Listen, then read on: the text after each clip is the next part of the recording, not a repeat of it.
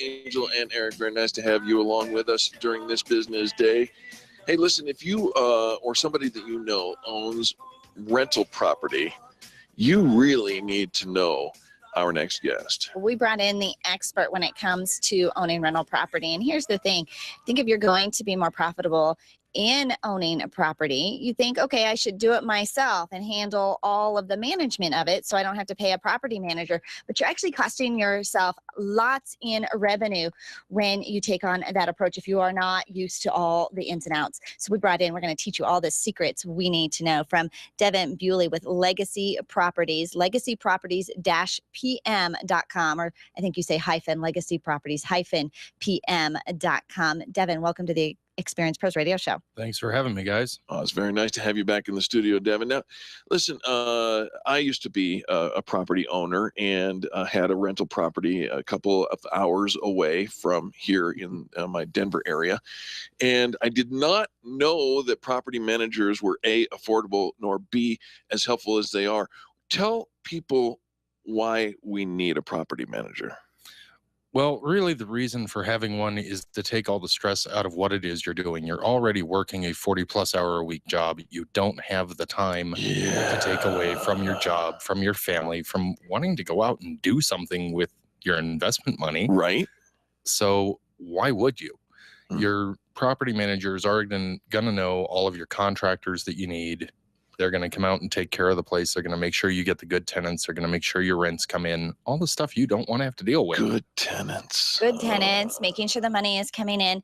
And I think one of the things that as a landlord we're worried about or freaking out about is those calls late at night, in the middle of the night, on the weekend. They always come like, I'm just getting ready to go to my kid's soccer game, right, or I'm taking my wife out to dinner, or Sunday I have this morning big and you proposal, find the flood. You know, and now I've got to go take care of my rental property. Or 7 a.m. Christmas morning, just what you want to do right when you're wrapping all the gifts, right? No. That's what your property manager is there for. Really? Personally, I take all of mine 24 hours a day. 24 hours a day. So this doesn't, you handle it all. It doesn't fall on the landowner. It never falls on the owner. Wow. When it comes in the middle of the night, I don't bother to call them until they're actually functioning. I took care of this. Yeah. 8 or 9 o'clock in the morning, your water heater blew up. It's taken care of. Go on to work. Wow. Taken care of. Wow.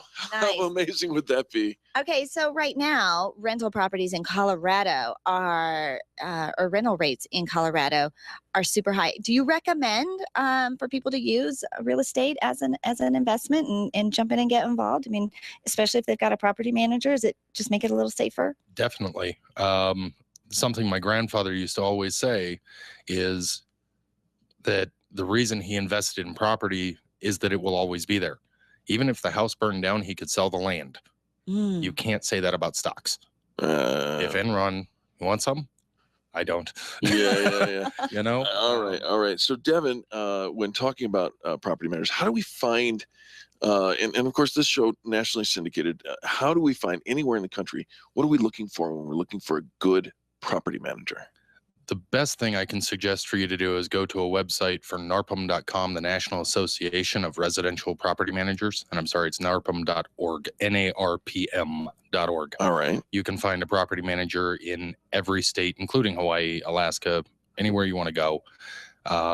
Those of us who are a member of that have agreed that we are going to hold ourselves to higher standards.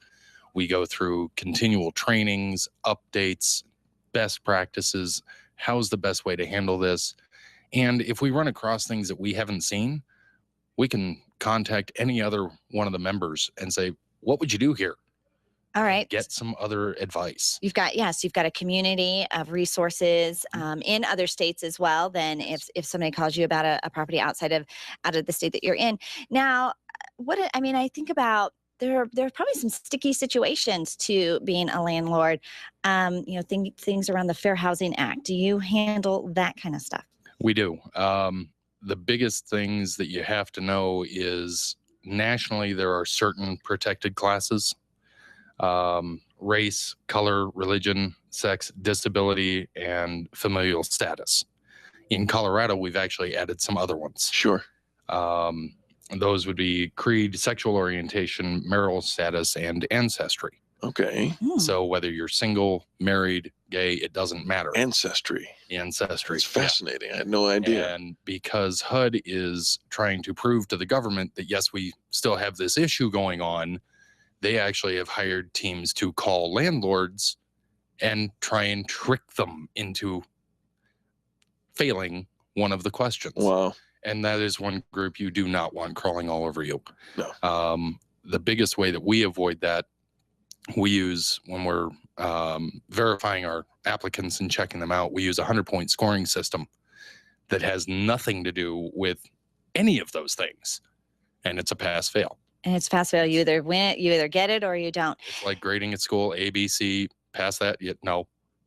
Now, Devin, how much in the process are you involved with as a property manager in bringing in tenants? So I have a property, I bought a home, in the mountains or in this great little area that I think would be great for rental property. I've closed on the deal. How soon do we bring you in to helping me get that rented out? Right away. I'll walk through it even before you've closed on it.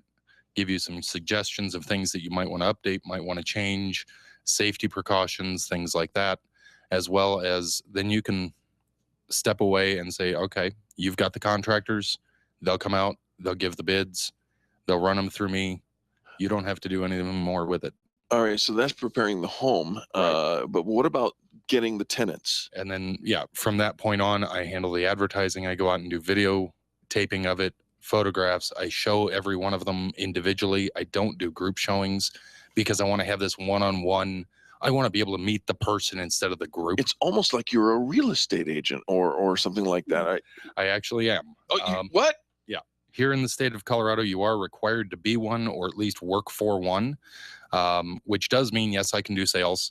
I choose not to personally. I believe that you should focus on one or the other. I don't want my dentist going out and doing brain surgery. Focus on one, please. And expert. Do it as an expert. Make it your specialty. But you're showing the homes to the tenants. So you're bringing the tenants in. You're actually doing the whole thing. Yes. And do you have numbers, Devin, on the statistics of how much more profitable it is when you have a property manager versus doing it yourself? Typically, using a property manager, you're going to increase your rent income in the first place, $200 to $300 in a given month. And then as far as repairs and such, you're probably looking at about a 30% increase because we keep on top of it. So you're not letting things slide, which is where things get more expensive. Sure. And you've got relationships with contractors that you're using probably repeatedly.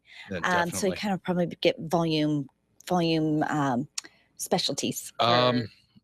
We get a little bit, but more than that, we get people that we can trust to get the job done. There you go. Put us at the top of their list so we get done first. Yeah. They will actually bump other jobs so that ours get done. Okay. So we get people out there. All right. So Devin, again, I used to have tenants in my rental property, and they were not good tenants. They brought drugs into the home and all of that kind of stuff that I was unaware of. And I was three hours away, right? I didn't know. Mm-hmm. When they move out, in this case, I didn't even have to give them a security deposit back. Do they take the cabinets with them? Right, pretty much.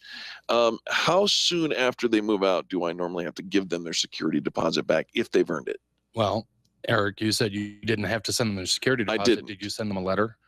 No. Then you're in trouble. I am? Yes. Oh. You have Colorado state law says you've got 30 days to return the security deposit or a disbursement of it, telling them what you did with the money. Your lease can allow up to 60 days, which is what mine does, because I want to have enough time to get everything repaired, any back water bills, any of that. Yeah. But you still have to send them a letter saying, here's the bill. Yeah. This is what we did with your money, and either here's the excess or you still owe us. You have to do that, or they can sue you for treble damages. I should 3 times your security deposit. Oh. Okay, see, this is why we shouldn't hack around and dabble in. I think I want to be a landlord, right? Because we have a full-time job. We have other things. We don't know the rules. We don't know the best practices. We don't know the regulations. Legacyproperties-pm.com. Legacy Properties, that's plural, legacyproperties-pm.com. Devin, any other way you want our listeners to get in touch with you? They can call me anytime, 720-989-1996. Do that again. 720-989-1996. You got to buy a house in Colorado right now, no matter where you are in the country, because rental rates are awesome. And Devin will take care of your property. Devin, thanks so much for being our guest today. Thanks for having me, guys.